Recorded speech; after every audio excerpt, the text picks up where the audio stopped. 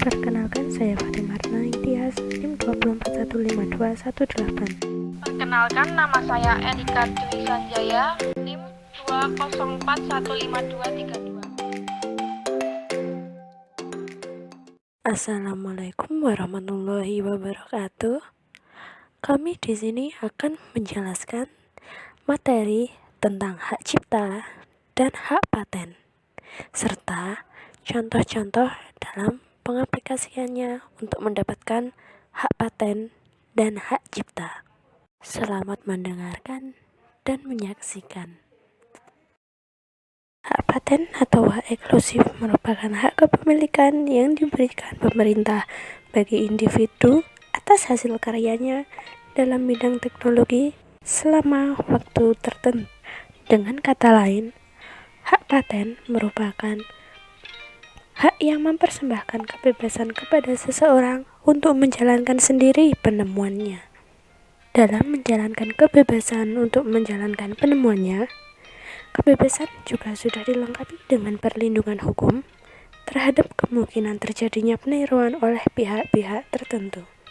Hak eksklusif atau hak paten ini memiliki jangka atau periode tertentu yang memiliki batas yakni sekitar 20 tahun. Hak paten diatur dalam Undang-Undang Republik Indonesia Nomor 14 Tahun 2001 Pasal 1 Ayat 1. Berikut adalah contoh hak paten anak bangsa yang diakui oleh dunia.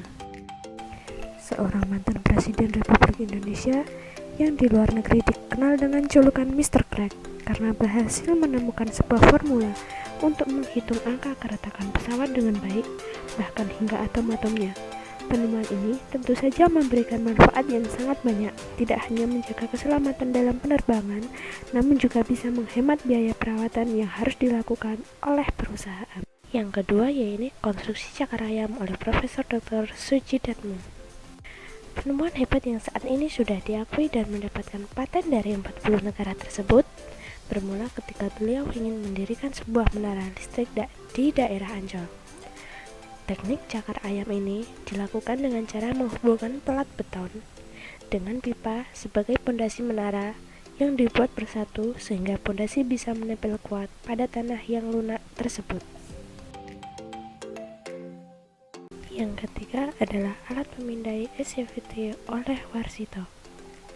Yang ditemukan oleh Warsito adalah sebuah alat pemindai tubuh yang diberi nama Electrical Capacity Volume Thermography atau SCVT. Yang keempat adalah teknik sosok perahu oleh Cokordaraka Sukawati. Yang menonjol dari hak paten ini adalah angka tekanan 78 kg per senti, yang kemudian dijelaskan bahwa tersebut adalah angka yang seperti wangsit. Kemudian tekanan tersebut dilakukan analisa lebih lanjut di laboratorium dan menghasilkan ketetapan 78,0,5 kg per senti. Yang kelima, pengembangan bahan bakar dari membran sel. Yang keenam adalah teori 2 phosphorus transform atau biasa disebut 4G. Dan yang terakhir adalah kontainer limbah nuklir oleh Dr. Insinyur Yudi Utomo Imarjoko. Itu tadi adalah contoh-contoh hak paten anak bangsa yang diakui oleh dunia dan sudah terkenal di berbagai dunia. Selanjutnya akan dijelaskan oleh teman saya, Mbak Erika. Ini saya akan menjelaskan tentang hak cipta. Hak cipta, hak eksklusif pencipta atau pemegang hak cipta untuk mengatur, mengumumkan, memperbanyak penggunaan hasil penuangan gagasan hasil ciptaan atau informasi tertentu. Kedua, terdiri atas hak ekonomi dan hak normal. Ketiga, berlangsung selama 70 tahun.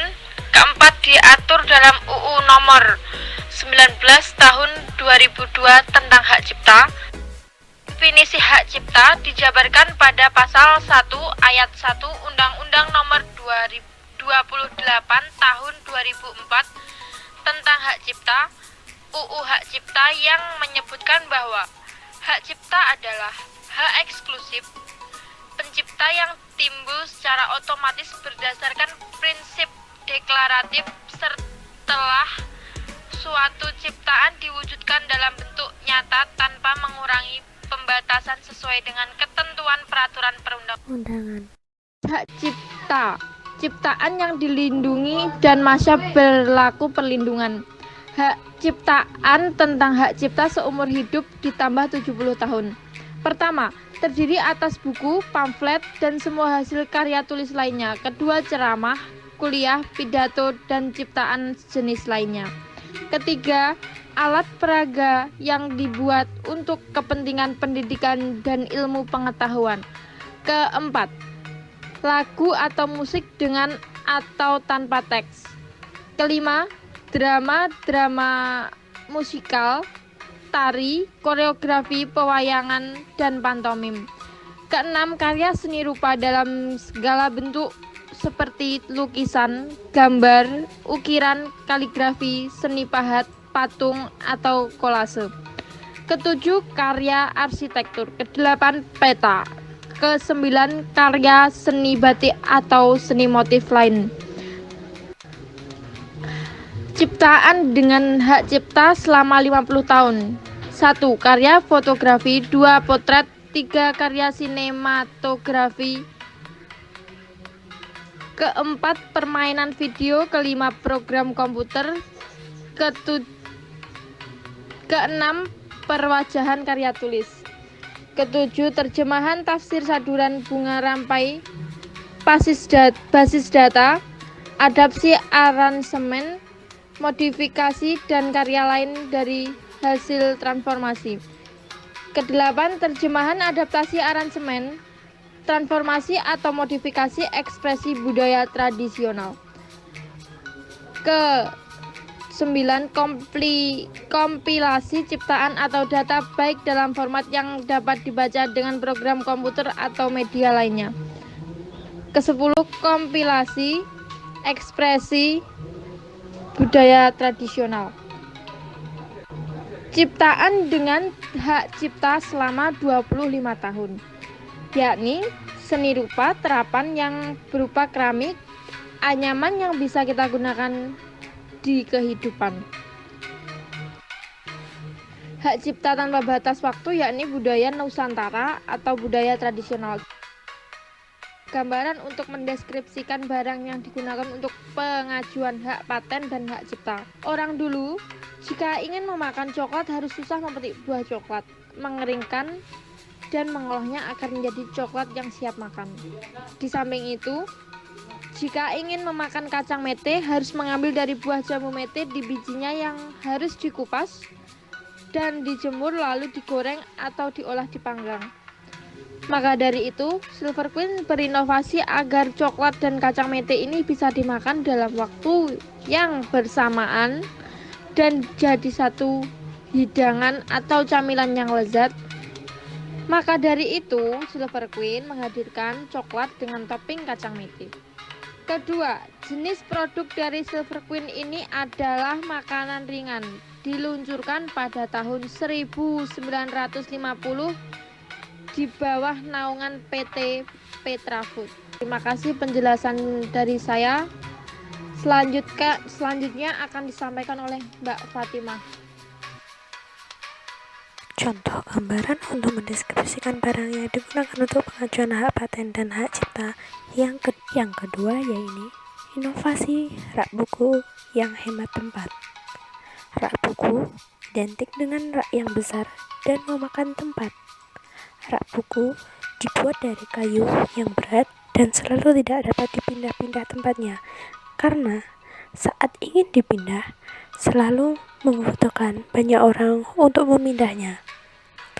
Tetapi semakin berkembangnya waktu, semakin mendatangkan orang untuk memiliki inovasi untuk menciptakan rak dengan memiliki beberapa fungsi sekaligus.